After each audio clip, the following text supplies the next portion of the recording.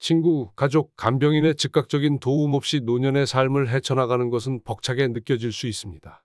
우선 혼자라고 느끼는 건 당신만이 아니라는 말씀을 드리고 싶습니다.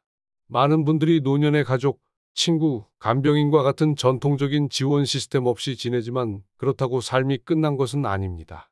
새로운 인연을 만들고 새로운 관심사를 탐색하며 심지어 신나게 웃을 수 있는 새로운 장을 쓸 기회가 왔다는 의미입니다. 외로움은 힘들 수 있지만 창의적이고 만족스러우며 감히 말하건대 재미있는 전략으로 외로움을 날려버립시다. 지역사회 활동에 참여하여 당신의 사람들을 찾으세요. 가족이 주변에 없을 수도 있지만 자신만의 공동체를 만들 수 있습니다. 지역사회에 참여하면 소속감과 목적의식을 얻을 수 있습니다. 뜨개질 동아리, 바둑클럽, 심지어 날씨에 대해 불평하는 사람들의 모임 등 관심사에 맞는 지역 클럽이나 그룹에 가입하는 것을 고려해 보세요. 공통의 관심사를 찾는 것은 자연스럽게 관계를 형성하는 데 도움이 됩니다. 이러한 활동에 참여하면 새로운 관계를 형성하고 정기적인 사회적 교류를 제공할 수 있습니다.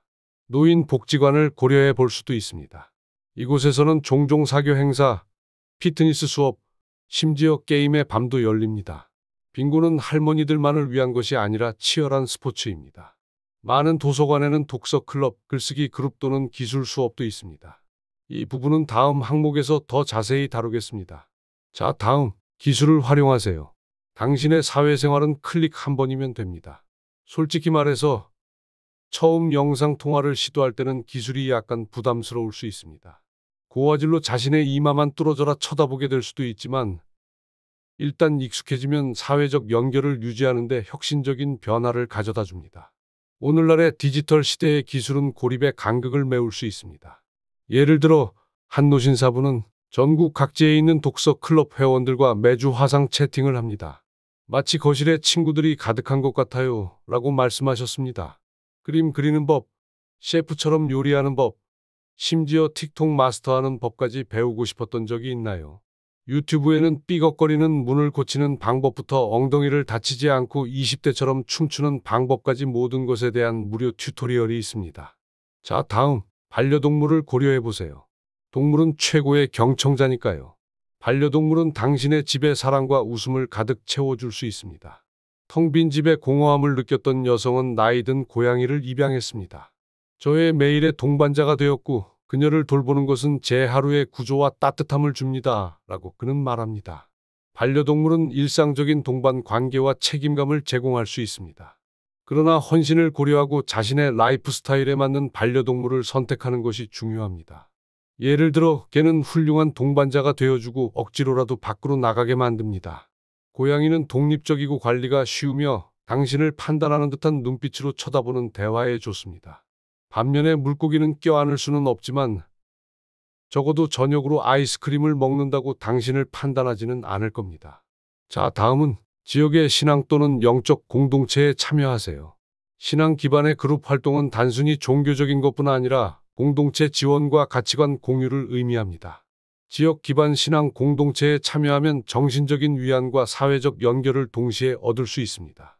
한 어르신은 매주 교회 예배에 참석하고 여성 모임에 참여하면서 큰 위로를 받았다고 말씀하셨습니다. 그곳에서 쌓은 지지와 우정은 정말 소중해요. 많은 종교시설에서 다양한 활동, 스터디 그룹, 봉사활동 기회를 제공하여 소속감을 키울 수 있습니다. 또 다른 어르신은 이렇게 말씀하셨습니다. 혼자 살지만 저를 보살펴주는 교회 가족이 있거든요. 자, 다음은 규칙적인 생활을 하세요. 규칙적인 생활은 안정감을 줍니다.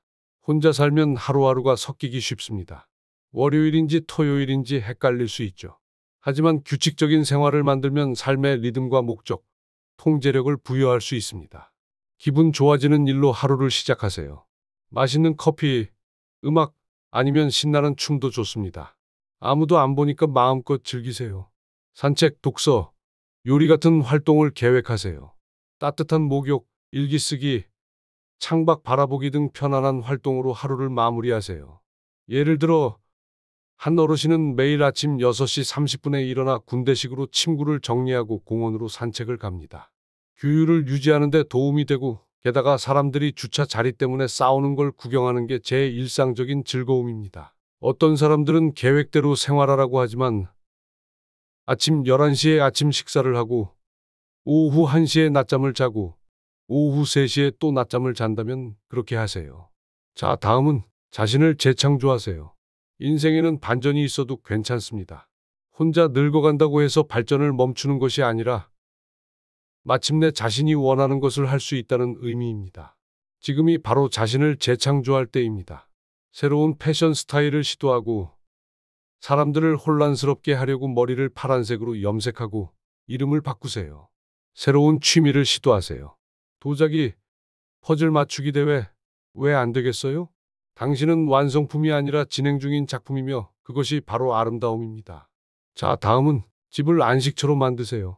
공간은 기분에 영향을 미치기 때문입니다. 집에서 대부분의 시간을 보낸다면 실제로 좋아하는 공간으로 만드세요.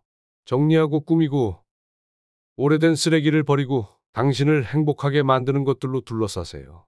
아늑한 독서 공간이나 취미 공간을 만드세요. 편안한 의자와 책더미만 있어도 개인적인 휴식처처럼 느껴질 수 있습니다. 빛을 더 많이 들여오세요. 자연 햇빛은 즉시 기분을 좋게 할 수 있으며 집을 동화처럼 보이게 하는 반짝이는 조명도 마찬가지입니다.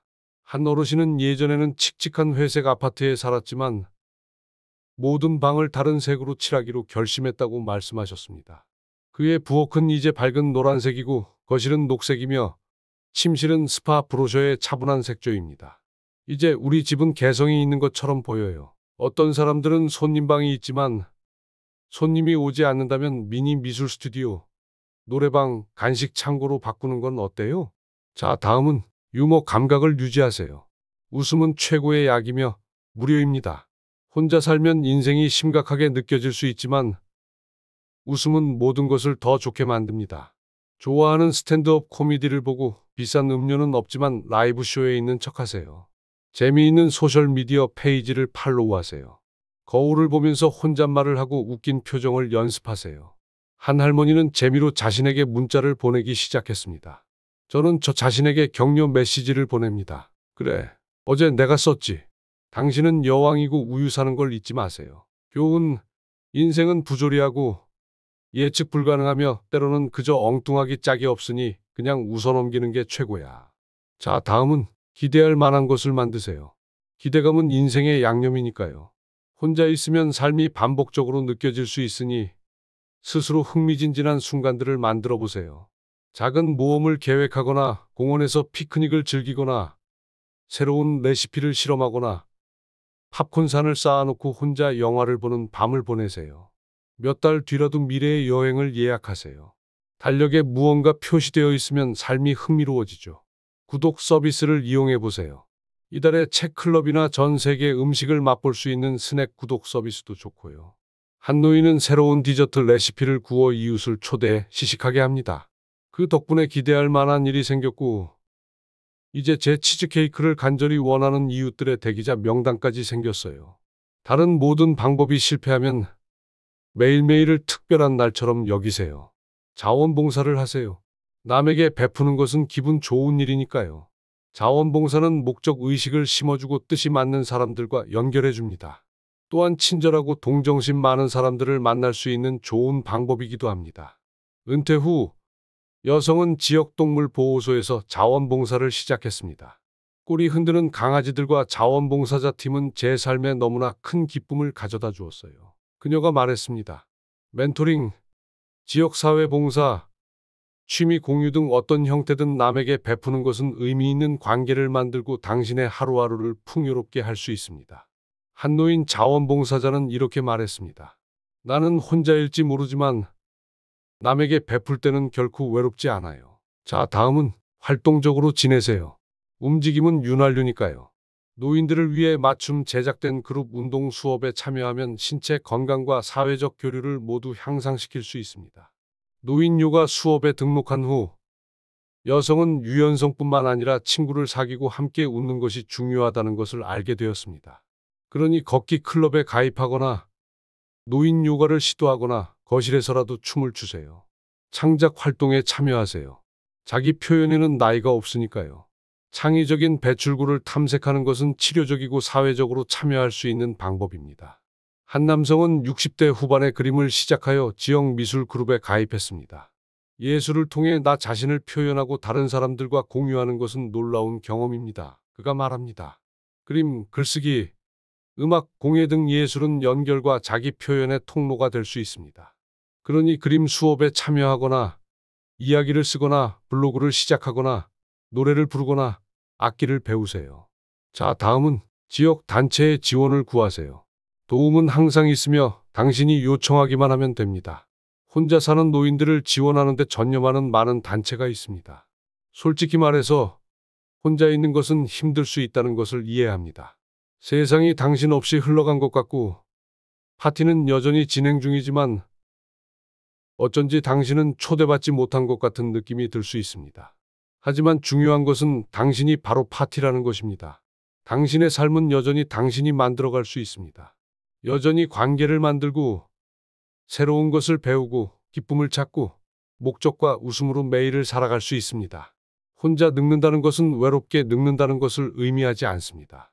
그것은 당신이 자신만의 방식으로 살고 새로운 열정을 발견하고 당신만의 독특한 방식으로 기쁨을 창조할 자유가 있다는 것을 의미합니다. 그러니 나가세요.